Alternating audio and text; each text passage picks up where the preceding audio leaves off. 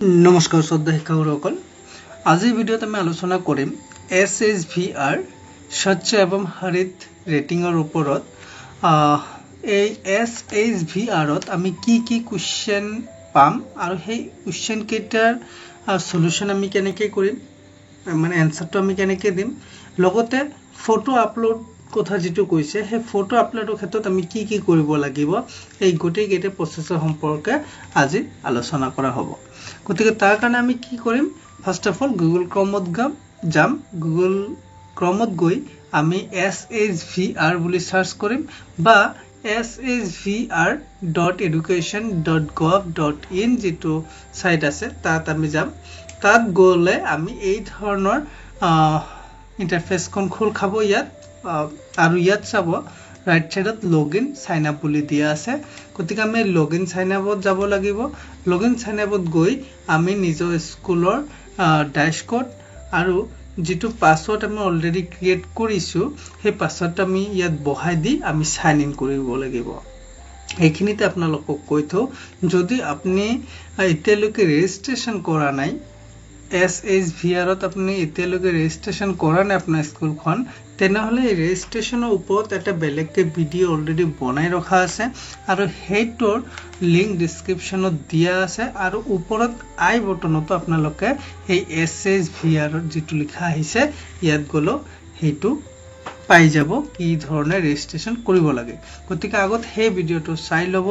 চাই পেলাই আগত নিজৰ স্কুলৰ ৰেজিষ্ট্ৰেচনখন কৰি লব আৰু যেতিয়া ৰেজিষ্ট্ৰেচনখন কৰিব তেতিয়া আপোনাৰ স্কুলৰ পাসওয়াৰ্ড আপুনি নিজে ক্ৰিয়েট কৰিব লাগিব আৰু সেই ক্ৰিয়েট কৰা পাসওয়াৰ্ডটো ইয়াত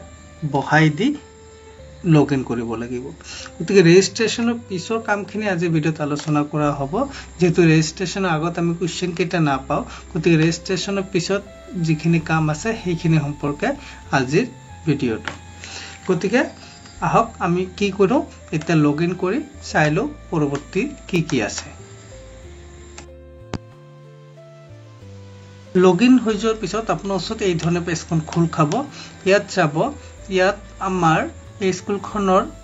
গোটেই কেইটা কাম ইয়াত কমপ্লিটেড বুলি দিয়া আছে মানে যিমান কেইটা কোৱেশ্চন আছে সেই গোটেই কেইটা কোৱেশ্চন ইয়াত অলৰেডি ফিল আপ কৰা আছে যদি আপোনাৰ স্কুলখন লগইন কৰিছে আৰু আপোনাৰ স্কুলত এটাও কোৱেশ্চন এতিয়ালৈকে এটেম্প কৰা নাই তেনেহলে ইয়াত ইনকমপ্লিট বুলি লিখা আহিব ৰেড মাৰ্কত আৰু যদি এটা কৰিছে বা দুটা কৰিছে বা অলপ কৰিছে তেনেহলে ইয়াত ইন প্ৰগ্ৰেছ বুলি আহিব গতিকে আমি প্ৰথমতে কি কৰিম আমি এই ওয়াটাৰ পাৰ্ট যেটো আছে সেই ওয়াটাৰ পাৰ্ট এটা সাইডৰ পৰা আমি কৰি যাব লাগিব বা আপুনি ইচ্ছা কৰিলে মিডলৰ পৰা যিকোনো সেকশনৰ কাম কৰিব পাৰে গতিকে প্ৰথমৰ পৰা আহিলে আমি এটাৰ পিছত এটা কোৱেশ্চন আমি পাই থাকিম গতিকে আমি প্ৰথমৰ পৰা আহিম আৰু তাৰ কাৰণে আমি কি কৰিম এই ইয়াত যেটো এৰো মাৰ্ক চাই আছে সেই এৰো মাৰ্কত আমি টিপি দিব লাগিব ইয়াৰ পিছত ইয়াৰ কোৱেশ্চন আহিব এক নম্বৰ কোৱেশ্চন ইয়াত আপোনাৰ দিব what is the main source of drinking water available in the school campus apna schoolot ki dhoroner drinking water facility available ase e chaita question pabo tar bidot apnar jitu schoolot ji dhoroner facility ase hei hisabot apni ya tick kori pelai sabo tolot save as draft boli di ase ei save as draft ot tipi dibo save as draft tipi diar pisot next jitu ase logote ei next to tipi dibo ঠিক আছে save as draft কৰি দিয়াৰ পিছত ইয়াত next টিপি দিলে আপোনাৰ ওচৰত সেকেন্ড কোৱেশ্চনটো আহি যাব আৰু ইয়াত চাব ওপৰত গোটেই কেইটা কোৱেশ্চন ইয়াত নাম্বাৰ বিলাক গ্ৰীন হৈ আছে কাৰণ ইয়াৰ এনসাৰ বিলাক অলৰেডি দিয়া হৈছে গতিকে আপোনাৰ স্কুলৰ ক্ষেত্ৰত এই কেইটা কি হ'ব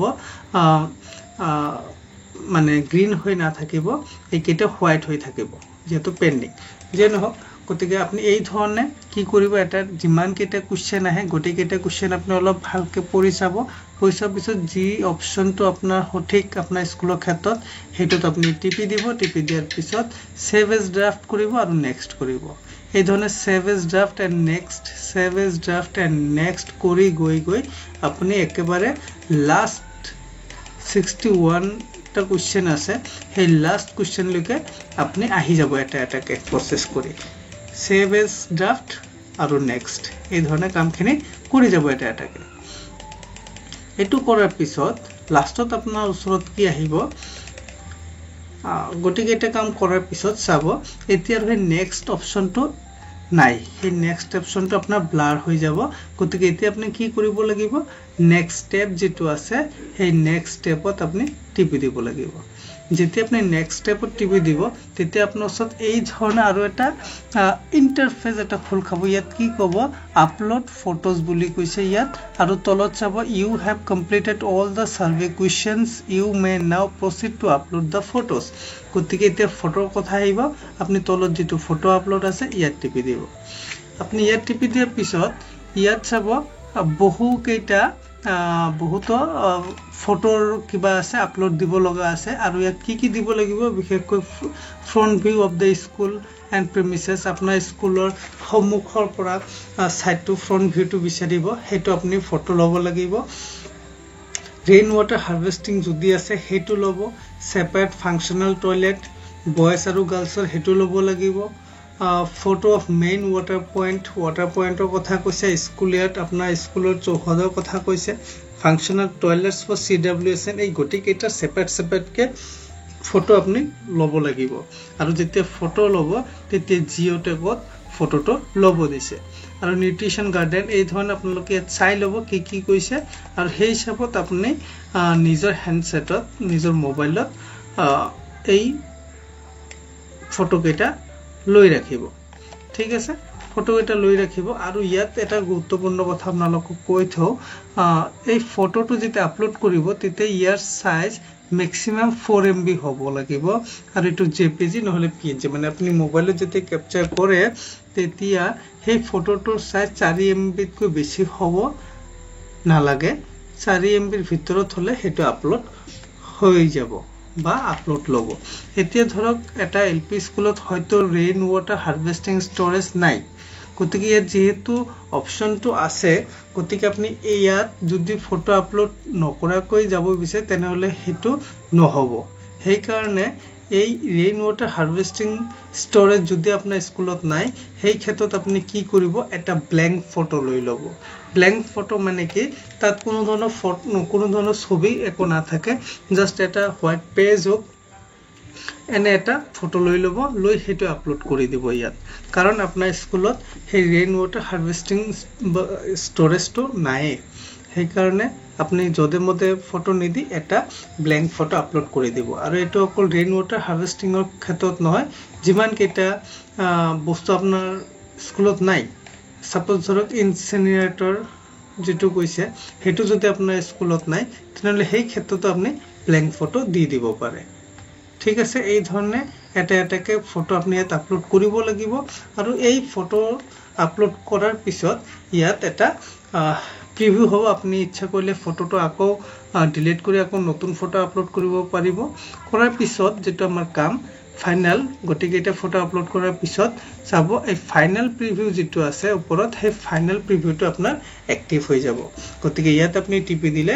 আপোনাৰ এতিয়ালৈকে যিমানখিনি কাম কৰিছে যিমান কেটা কোৱেশ্চন আনসাৰ দিছে গটেই কেটা ইয়াত প্ৰিভিউ আহি যাব আপনি গটেই কেটা চাব চাই পেলাই লাষ্টত ফাইনাল সাবমিট কৰি দিব আৰু ফাইনাল সাবমিট হৈ যোৱাৰ পিছত আপোনাৰ ওচৰত এটা ৰেফাৰেন্স নাম্বাৰ আহিব আৰু ইয়াৰ পিছত আপুনি সাৰ্টিফিকেট ডাউনলোড কৰি ল'ব পাৰিব গতিকে এখিনি আছিল আজি ভিডিঅত থুলমুলকে আপোনালোকে প্ৰ্যাকটিক্যালি বস্তুখিনি কৰক কৰিলে গটেই বস্তুটো ক্লিয়াৰ হৈ যাব গতিকে ধন্যবাদ পৰৱৰ্তী সময়ত আৰু গুৰুত্বপূৰ্ণ কিছু তথ্য থাকিলে হেবিলাক লৈ হেম আপোনালোকৰ মাজত গতিকে সকলোৰে স্বাস্থ্য কামনা কৰি আজি ভিডিঅটো ইয়াতে সামৰি দিছো ধন্যবাদ